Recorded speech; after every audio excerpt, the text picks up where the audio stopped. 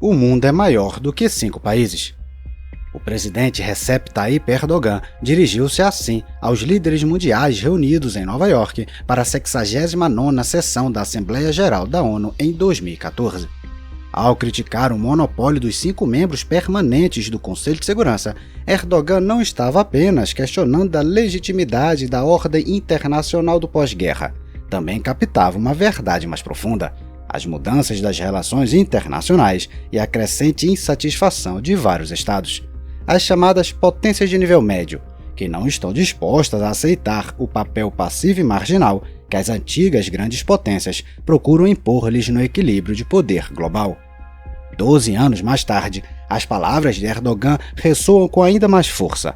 Já não são apenas mais um slogan revisionista, mas uma descrição concisa de uma nova realidade geopolítica. Olhe o mapamundi. À primeira vista, o quadro parece simples. Uma potência hegemônica dos Estados Unidos e um desafiador chinês, dos titãs cuja rivalidade definirá o século XXI. Fazendo eco da rivalidade da Guerra Fria entre os Estados Unidos e a União Soviética, os meios de comunicação social e os analistas falam de uma nova Guerra Fria, um mundo dividido em 2 blocos hostis, com as nações sendo forçadas a escolher um lado. Mas essa tese, por mais apelativa que seja para as manchetes, simplifica demais as coisas.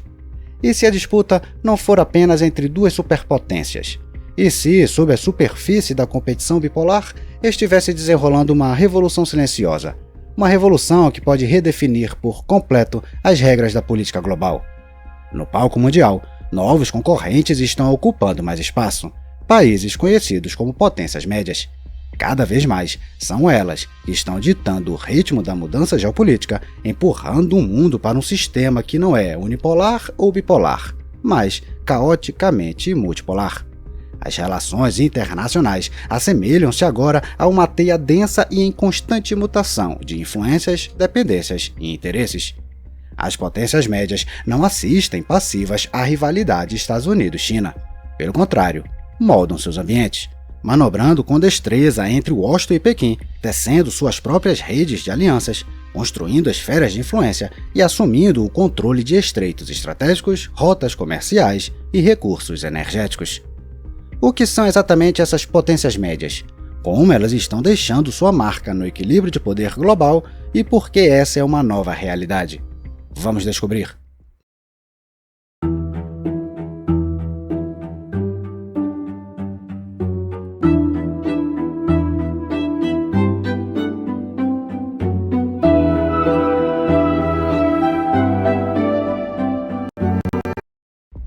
A noção de potências médias não é nova.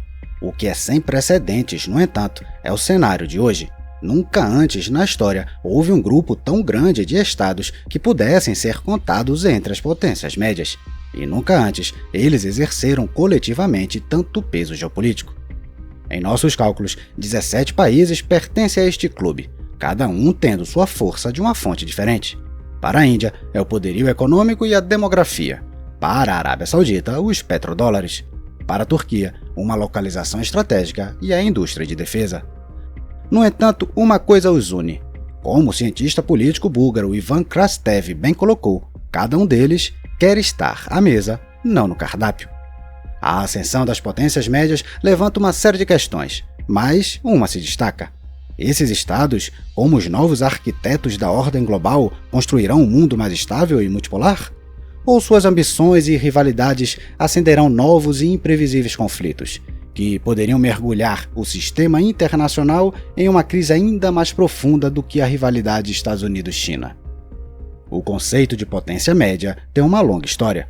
Foi cunhado pela primeira vez pelo diplomata italiano do século XVI, Giovanni Bottero. Embora o termo faça parte do discurso político há 5 séculos, capturar sua essência e defini-lo com precisão continua sendo um desafio. Para Bottero, uma potência média era um estado com força militar suficiente para funcionar de forma independente sem cair na órbita de um dos grandes impérios. À época, isso significava entidades políticas como a República de Veneza, que conseguiu se manter em uma região dominada pela Espanha, pelo Império Otomano e pela Áustria. O termo assumiu um significado diferente após a Segunda Guerra Mundial. foi então aplicado a países como Canadá e Austrália. Nesta interpretação mais recente, a força material deu lugar aos atributos comportamentais. A potência média tornou-se sinônimo de um bom cidadão da comunidade internacional, um Estado que promovia o multilateralismo, a diplomacia, o respeito ao direito internacional e o engajamento ativo nas instituições destinadas a estabilizar uma ordem mundial liberal. Mas definir a potência média moderna não é uma tarefa simples. Qualquer tentativa de defini-la apenas por métricas tradicionais, PIB, tamanho da população ou poderio militar, está fadada ao fracasso. Tais indicadores não conseguem capturar a essência do fenômeno. A influência dos Emirados Árabes Unidos não vem da demografia, e o peso da Turquia não reside apenas da economia, mas de sua localização e em sua disposição para usá-la. Portanto, é necessário um quadro analítico mais flexível e híbrido. Um desses quadros vem de Dino Patidjalal, ex-embaixador da Indonésia nos Estados Unidos. Em sua visão, uma potência média é o produto de 3 elementos: tamanho, território significativo ou localização estratégica, peso, potencial econômico, diplomático e militar e, o mais importante, ambição. Este último fator, o comportamental, é decisivo. Significa a vontade consciente e a capacidade prática de um Estado de moldar eventos em sua própria região e de limitar a influência de potências externas em sua vizinhança. No final, não é o potencial, mas a ação que determina o status de potência média. Essa definição é, claro, imperfeita e um tanto arbitrária, mas captura o espírito das potências médias da nova era, atores autônomos e assertivos diante da rivalidade Estados Unidos-China. É isso que diferencia as potências médias de hoje das chamadas potências médias proxies da Guerra Fria. As potências por procuração agiam como representantes regionais, como o Irã sob a dinastia Pahlavi. Já as potências médias de hoje agem em seus próprios termos para a frustração dos grandes atores. Elas se tornaram um problema para as grandes potências, e não, como no passado, uma ferramenta conveniente para avançar suas políticas. Nesta análise, simplificamos deliberadamente as tipologias tradicionais de estados. Enquanto alguns teóricos propõem distinções mais granulares, optamos por uma estrutura clara de 3 níveis: superpotências, os Estados Unidos e a China, potências médias, um grupo de 17 estados, e o resto. A linha divisória mais importante na geopolítica contemporânea corre entre as superpotências, cujas ações têm consequências sistêmicas e globais, e as potências médias, que operam como atores regionais cada vez mais assertivos no mundo. Colocar todos os outros estados em uma única categoria abrangente é intencional.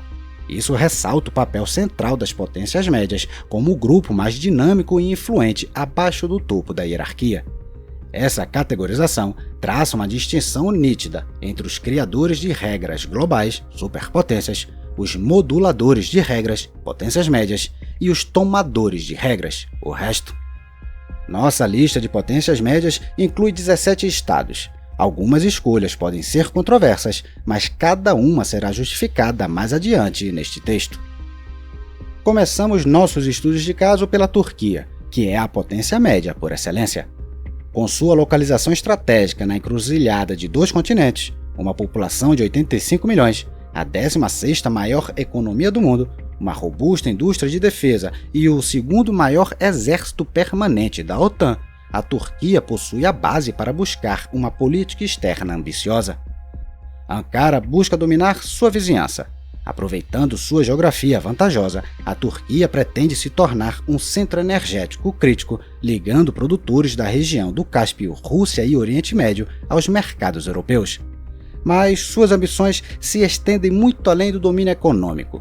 Política e militarmente, essa ambição tem sido evidente em intervenções armadas na Síria e Líbia, operações de menor escala no Iraque e o apoio decisivo que a Turquia forneceu ao Azerbaijão em sua luta por Nagorno-Karabakh. A ideologia também é uma ferramenta. A Turquia invoca ativamente a ideia do panturquismo, mais visivelmente na Ásia Central, onde busca unir nações sob a bandeira da Organização dos Estados Túrquicos. Formalmente membro da OTAN, a Turquia persegue sua própria agenda em vez dos interesses da aliança. equilibrando-se entre os Estados Unidos e a Rússia. Isso se reflete em sua cooperação energética com Moscou e na compra de sistemas de defesa aérea russos S-400. Nem mesmo a invasão da Ucrânia pela Rússia alterou a abordagem de Ankara. A Turquia não vê contradição em fornecer armamento para Kiev, importar petróleo e gás russos e se posicionar como mediadora no conflito. Isso não deveria surpreender. A política externa da Turquia é a personificação do comportamento de uma potência média, como um estado pêndulo geopolítico, explorando crises ao redor para avançar seus próprios objetivos. Mas a Turquia não é a única potência média no Oriente Médio. A região abriga o Irã, a Arábia Saudita e os Emirados Árabes Unidos. Este último, em particular, representa um caso interessante, o que poderia ser chamado de potência média de bolso. Os Emirados Árabes Unidos têm uma população de cerca de 10 milhões. No entanto, 90% são imigrantes trabalhadores da Índia, Paquistão e outras partes do sul e leste asiático. Os emiradenses nativos são um pouco mais de 1 milhão. A base da demografia do país é, portanto, modesta, mas sua localização estratégica, adjacente ao Estreito de Hormuz e com portos a leste deste gargalo, reduzindo a vulnerabilidade a qualquer bloqueio, combinada com as receitas de petróleo e gás, fornece os meios para uma política externa muito ambiciosa. Em quase todas as arenas, os Emirados Árabes Unidos superam seu peso, militarmente muitas vezes apelidado de Pequena Esparta.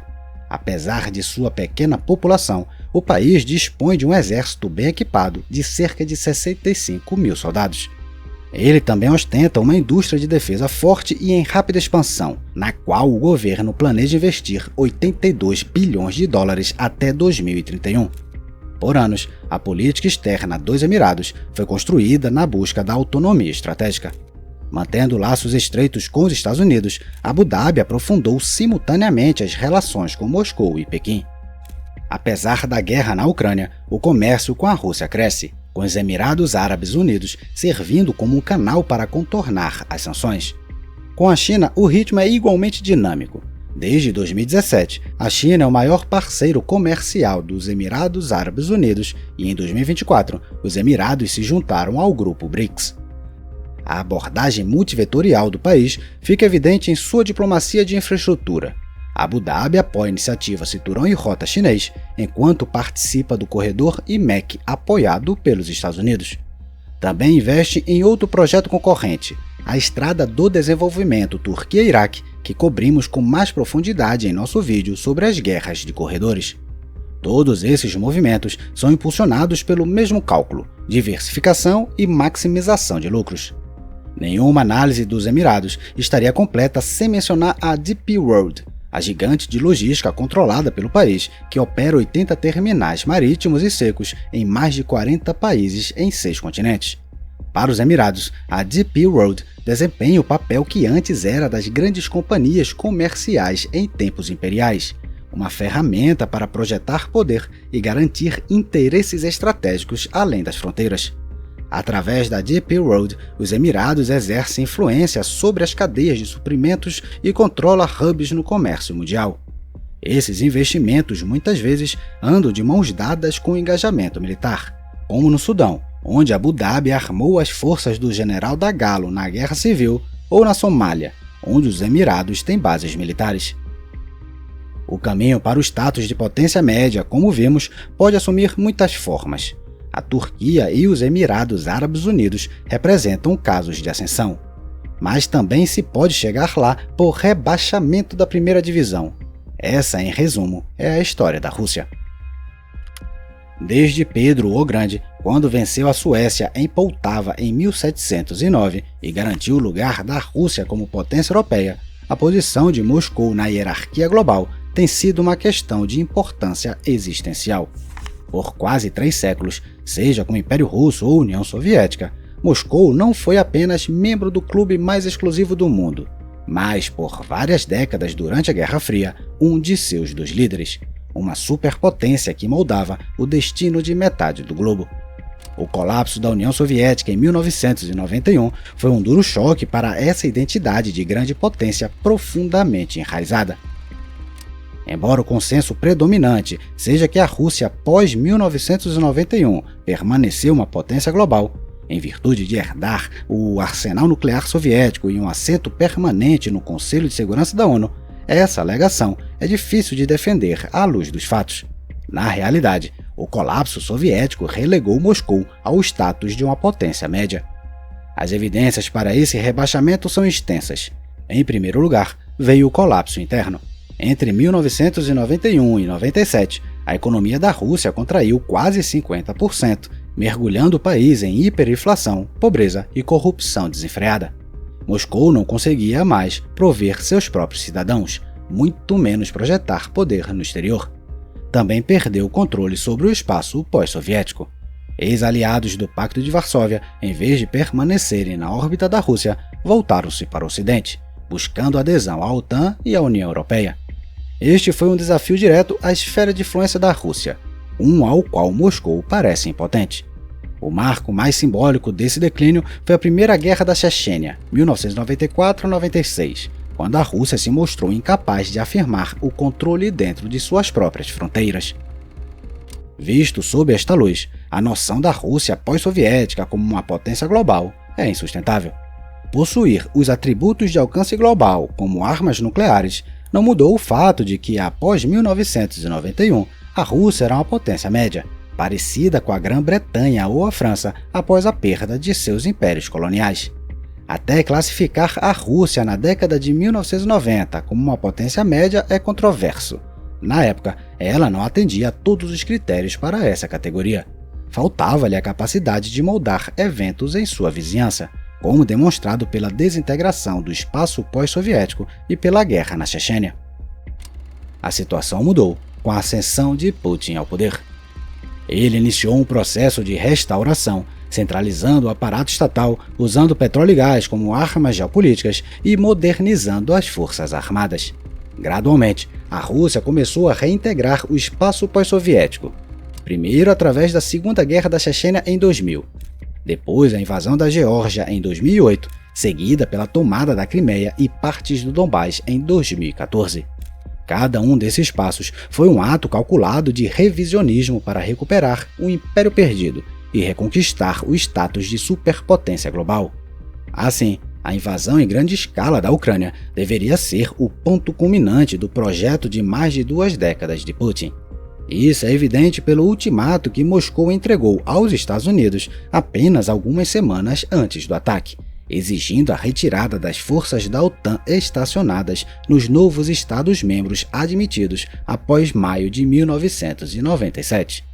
Com efeito, a Rússia buscou reverter a expansão da OTAN e restaurar uma ordem de esfera de influência. Se a aposta de Putin tivesse sucesso, Moscou teria forçado os Estados Unidos e China a reconhecê-la novamente como um igual. Mas isso não aconteceu. A Rússia continua presa no status de potência média. Pior ainda, a lacuna que a separa da China e dos Estados Unidos continua a aumentar. Essa perspectiva também explica por que Putin está determinado a continuar a guerra. Ele entende que o caminho para restaurar o Império Russo passa pela Ucrânia. Como Zbigniew Brzezinski disse uma vez, abre aspas, sem a Ucrânia, a Rússia deixa de ser um império, fecha aspas. Assim, se Moscou perder a guerra, ou mesmo se não conseguir vencê-la de forma decisiva, a Rússia ficará presa na armadilha da potência média, uma tragédia geopolítica comparável apenas ao colapso da União Soviética. Agora vamos nos voltar para um país que poderia ser uma potência média, mas por várias razões ainda não atingiu esse nível. Como a Rússia, a Polônia carrega o passado de grande potência. O legado da comunidade polaco-lituana permanece um elemento de sua cultura estratégica. Mas, ao contrário da história da Rússia, marcada pelo colapso da União Soviética e pela perda do status imperial, a trajetória recente da Polônia é uma história de renascimento. Após um século de partições, ocupação e subordinação à União Soviética, a Polônia entrou em sua era de ouro, um período de crescimento econômico sem precedentes e crescente proeminência internacional. A transformação pós-1989 se destaca como uma das maiores histórias de sucesso na Europa do pós-guerra. Desde que adotou o livre mercado e integrou-se à União Europeia, o PIB nominal da Polônia cresceu 14 vezes, tornando-se a 20ª maior economia do mundo. Após a invasão em grande escala da Ucrânia pela Rússia em 2022, a importância geopolítica de Varsóvia aumentou. A Polônia tornou-se um estado-chave no flanco leste da OTAN, o principal centro logístico para a Ucrânia sitiada e uma das mais veementes defensoras de uma postura alinhadora em relação a Moscou. No entanto, a Polônia ainda não ascendeu às fileiras das potências médias. O que lhe falta é o fator comportamental que distingue as potências médias dos países que meramente aspiram a esse status. A Polônia busca moldar a política em sua região, mas o faz como mera carimbadora das estratégias de aliados, como os Estados Unidos ou os países da Europa Ocidental, em vez de decidir de forma independente. Sua política externa permanece reativa, com capacidade limitada para construir e sustentar sua própria agenda soberana. Isso é agravado pela profunda polarização doméstica e pela ausência de consenso entre os partidos sobre questões estratégicas. Projetos ambiciosos, sejam de infraestrutura ou geopolíticos, muitas vezes se tornam reféns de disputas internas, sujeitos a revisões drásticas ou abandono total após cada mudança de governo. Em tal atmosfera, é difícil construir a postura de um ator internacional sério.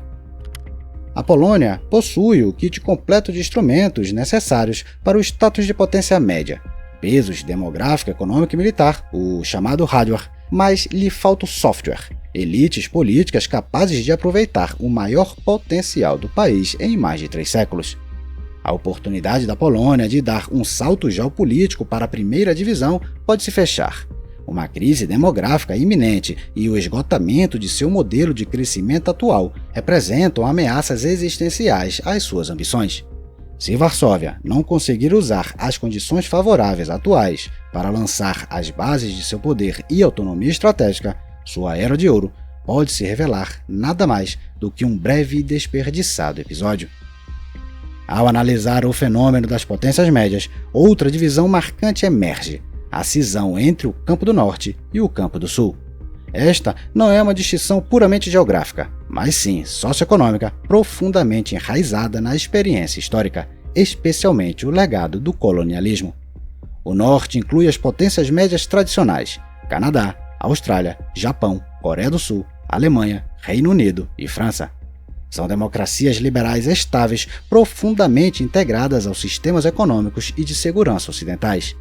Como beneficiários da ordem liberal do pós-guerra, eles têm uma inclinação natural pró-status quo. Sua política externa muitas vezes segue o modelo de boa cidadania internacional, focada em promover o multilateralismo, a diplomacia e atuar como estabilizadores do sistema. Embora historicamente alinhados com os Estados Unidos, nos últimos anos, muitos têm demonstrado interesse em buscar a autonomia estratégica. O Sul é diferente. É composto por potências em ascensão como Turquia, Índia, Brasil, Arábia Saudita, Irã e Indonésia. Muitos foram colônias, são dinâmicos e de rápido crescimento, mas lutam com desigualdades externas e internas. Sua visão da ordem internacional é fundamentalmente diferente. Eles veem as estruturas existentes, especialmente aquelas de maior poder de decisão, como o Conselho de Segurança da ONU, como injustas, opressivas e dominadas pelo Norte. Ao contrário do Norte, eles não têm interesse em defender a velha ordem. Na verdade, trabalham para a sua erosão. As potências do Sul são, portanto, revisionistas por natureza, focadas na competição, em relacionamentos transacionais e na busca de seus próprios interesses particulares.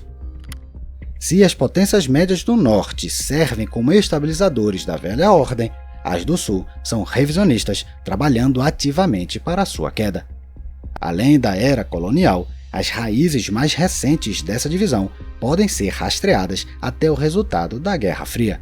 Foi o Norte, liderado pelos Estados Unidos, que saiu vitorioso. A Rússia, apesar de ser geograficamente um dos países mais ao norte do mundo, hoje pertence geopoliticamente ao Sul. No entanto, não é a Rússia, mas a China que agora lidera o Campo do Sul. Isso tem consequências. As ambições das potências do Sul podem se tornar pontos de ignição para novas guerras e conflitos, algo que já está se desenrolando. As aspirações regionais da Turquia impulsionaram suas intervenções na Síria, Líbia e no Cáucaso. Israel, antes uma potência média proxy dos Estados Unidos na região, E agora uma potência média revisionista por direito próprio também busca remodelar o Oriente Médio sob seus termos. Conflitos também estão surgindo entre as próprias potências médias.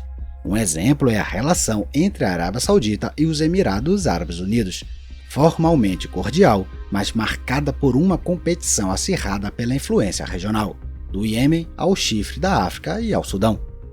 Portanto, as potências médias são um fenômeno independente e duradouro, com sua ascensão enraizada em um processo histórico, o qual Kishore Mahbubani chama de a Grande Convergência, o alcance do resto do mundo em relação ao Ocidente nos padrões de vida, aspirações e normas.